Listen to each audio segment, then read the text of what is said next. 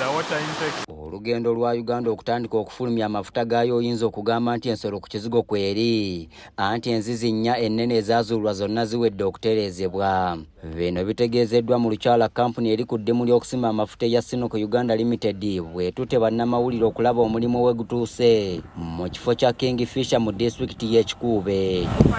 Ekifo awasengejjerwa amafuta nakyo kiyoyootebwa era tanka gaggadde buli emu etereka liita obukadde 2 weeziri mu kifo.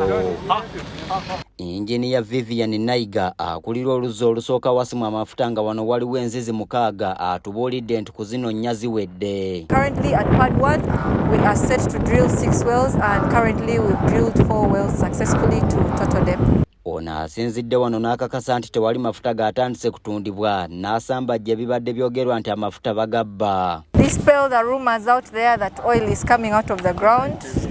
Please note that that is a very high risk situation in drilling. Please understand, for Uganda to have oil or for any oil to be produced, that will be the production phase. That will be at first oil when the other surface facilities are ready. Ssentebe w'ekyalo Songa Buhuuka awagenda okusimwa amafuta Babihe Maiso Dasmas atubuulidde emiganyulo gye bafunye kasookedde amafuta gazuulwa mu kitundu kyabwe. Abantu bagiganyiddwamu ng'okusooka abantu ba pipeline amanyumba babazimbira babasanga amanyumba g'obunyansi naye kati basuula amanyumba gali permanent.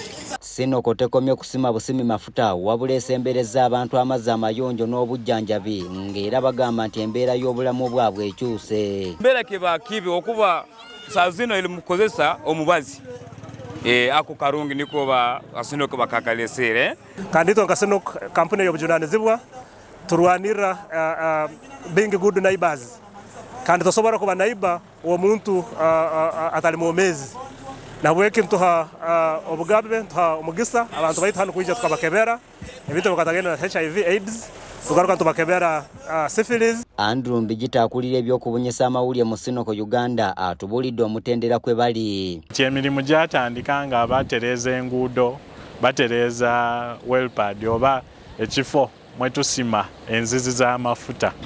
Kati wellpad tuyina nnya naye bakazimbako wellpad 3 era kwe tuli okusima amafuta kati. Ayongeddeko nti awamu enzizi 28 ze zigenda okusimwamu amafuta mu kifo kya Kingfisher. Tugenda sima enzizi 28 ku mulundi guno naye wano weeri kati rigi kweyo pad wellpad egenda simawo enzizi 6 bajja kwongerayo lumu balyoke bagende ku wellpad endala.